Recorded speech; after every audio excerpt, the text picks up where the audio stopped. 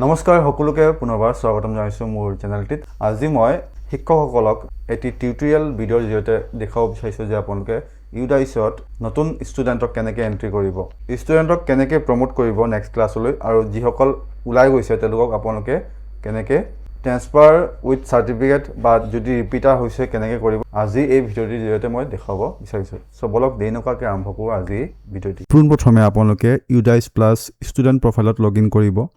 এইখিনি কৰোঁতো বহুতৰ সমস্যা দেখা দিয়ে, যেনে আপোনালোকক মই দেখুৱাই আছোঁ, ফাৰ্ষ্টৰ পৰাই দেখাই আছোঁ।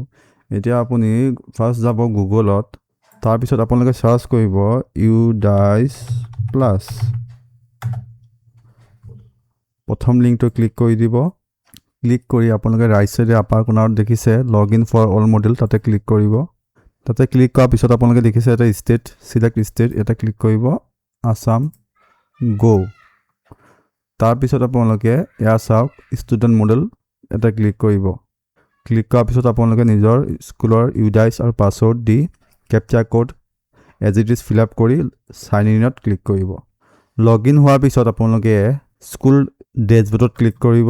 তাৰপিছত এটা আপোনালোকে দেখা পাব আপোনালোকৰ ক্লাছবোৰ। এতিয়া বহুতে এড ষ্টুডেণ্টৰ আইকনটো বিচাৰি পোৱা নাই, তাৰ কাৰণে আপোনালোকে চিম্পলি ৰাইট চাইডত চাওক আপোনালোকে এৰ' মাৰ্কটো আছে, তাতে ক্লিক কৰিব।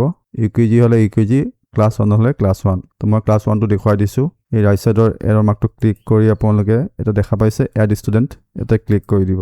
তাতে ক্লিক কৰাৰ পিছত আপোনালোকে যদিহে ষ্টুডেণ্টজনৰ আধাৰ কাৰ্ড বেলেগ স্কুলত এণ্ট্ৰি হৈ আছে তেতিয়াহ'লে আপুনি এড কৰিব নোৱাৰে, তেওঁক পুল কৰিব লাগিব। সেইটো চাবলৈ আপোনালোকে তেওঁ আধাৰ কাৰ্ড নম্বৰটো চেক কৰিব পাৰে।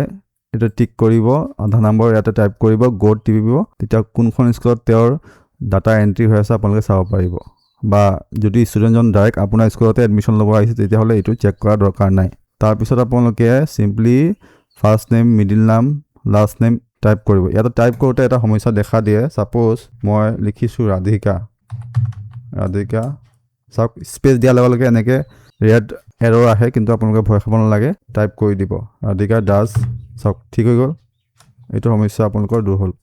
তাৰপিছত gender, date of birth, state কোডটো দিব নালাগে, mother name, fathers name, guardian name, Aadhaar number of student যদি আছে তেতিয়াহ'লে আপোনালোকে আধাৰ নাম্বাৰটো ইয়াতে মেনশ্যন কৰি দিব। যদি নাই তেতিয়াহ'লে আপোনালোকে 12টা 999 টাইপ কৰি দিব। তো মই টাইপ কৰি দিছোঁ 2 3 4 5 6 7 8 9 10 11 12। চাওক গ্ৰীণ হৈ গ'ল। তাৰপিছত name of student as per Aadhaar কাৰ্ডখন চেক কৰি আপোনালোকে একুৰেটলি ইয়াতে নামটো এণ্ট্ৰি কৰি দিব।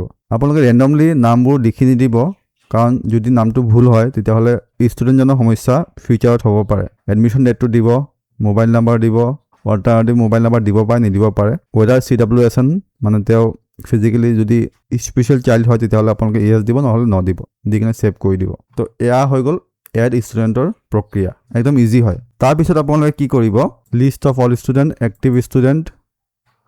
তাৰপিছত আপোনালোকে যাক এড কৰিছে, ছাপ'জ আপুনি 1ত এড কৰিছে তেতিয়াহ'লে ক্লাছটো চুজ কৰি ল'ব। চুজ কৰাৰ পিছত ছাপ'জ এইজনক মই এড কৰিছোঁ, এই নামৰ ওপৰত ক্লিক কৰি দিব। তো এওঁৰ GPটো এতিয়া ক্লিয়াৰ কৰিবলৈ ডাইচৰ পৰা আনলক কৰি দিয়া হৈছে। আপোনালোকে এতিয়া EP আৰু FP কৰিব নোৱাৰে, সেইকেইটা লক হৈ আছে। তো GPটো আপোনালোকে আপডেট কৰি দিব। পুৰণা ছাত্ৰ ছাত্ৰীসকলৰ GPত আপডেট কৰিবলগীয়া ইমান বিশেষ নাথাকে, অকল তেওঁলোকৰ ব্লাড গ্ৰুপটো দিব লাগে। যদি ব্লাড গ্ৰুপটোৰ বিষয়ে আপোনাৰ নলেজ নাই তেতিয়াহ'লে under investigation result will be updated চুন এনেকৈ দি দিব। তাৰপিছত নতুনকৈ এড কৰাসকলৰ এইটো বিচাৰিব পাৰে, whether the student is national Indian, yes or no'. এতিয়া আমি আহোঁ ষ্টুডেণ্ট এজন বেলেগ স্কুলৰ পৰা আহিলে আপোনালোকে কেনেকৈ পুল কৰিব। ষ্টুডেণ্ট মুভমেণ্ট এণ্ড প্ৰগ্ৰেশ্যন, আপোনালোকে প্ৰথমৰ পৰা শেষলৈ যাব, মানে মাজলৈ যাব। তাৰপিছত আপোনালোকে দেখিছে এটা ষ্টুডেণ্ট মুভমেণ্ট এণ্ড প্ৰগ্ৰেশ্যন, এটা ক্লিক কৰিব। ইম্পৰ্ট মডেলত ক্লিক কৰিব, ইম্পৰ্ট মডেল। তো ইম্পৰ্ট উইদিন ষ্টেট, যদি অসমৰ ভিতৰত হয় ছাত্ৰগৰাকী তেতিয়াহ'লে ইয়াতে ক্লিক কৰিব, গ'ত ক্লিক কৰিব। ষ্টুডেণ্টৰ পেন নাম্বাৰ, তেওঁ যেতিয়া এডমিশ্যন ল'ব আপোনাৰ স্কুলত নিশ্চয়কৈ আপোনাক পেন নাম্বাৰ তেওঁলোকে দিব। ডেট অফ বাৰ্থটো এটা টাইপ কৰিব, গ'ত টিপিব, আপুনি তেওঁক ইজিলি ইম্পৰ্ট কৰিব পাৰে। কিন্তু যদিহে যিখন স্কুলৰ পৰা তেওঁ আহিছে সেইখন স্কুলৰ পৰা যদি তেওঁলোকে ড্ৰপ বক্সত নিদিয়ে, ড্ৰপ বক্সত কেনেকৈ দিব, আপোনাৰ ছাপ'জ আপোনাৰ স্কুলৰ পৰা বেলেগ এখন স্কুললৈ গৈছে তেতিয়াহ'লে আপুনি কেনেকৈ ড্ৰপ বক্সত দিব। ড্ৰপ বক্সটো এতিয়া উঠাই দিয়া হৈছে। চিম্পলি আপোনালোকে student movement and progression activity গ' ক্লাছ 5ৰ পৰা ওলাই গ'লতো, ছেকশ্যন গ' টিপিলে।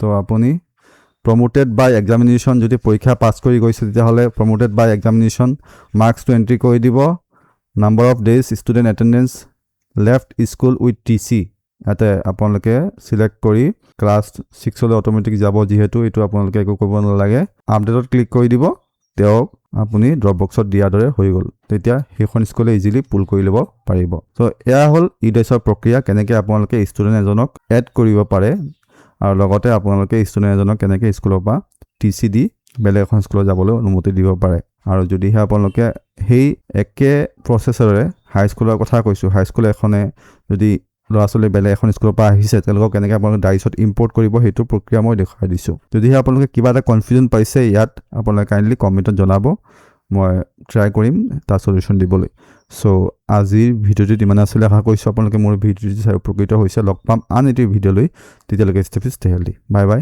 জয় অসম জয় হিন্দ